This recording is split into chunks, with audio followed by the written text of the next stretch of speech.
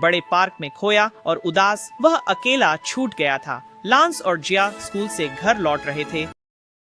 एक पालतू कुत्ते की चाहत में मोची भौंकता है, उनका ध्यान खींचकर उन्हें रोक देता है। वे मोची को पाते हैं, उसे प्यार से सहलाते हैं और घर ले जाने का फैसला करते हैं।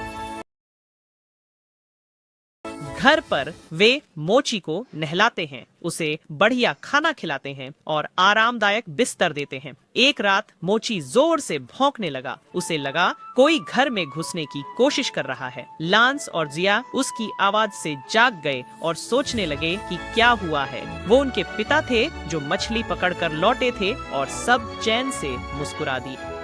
वे मोची को घर बचाने और उन्हें सुरक्षित रखने के लिए धन्यवाद देते हैं। लांस मोची को लिस्ट देकर दुकान भेजता है और मोची स्नैक्स लेकर लौटता है।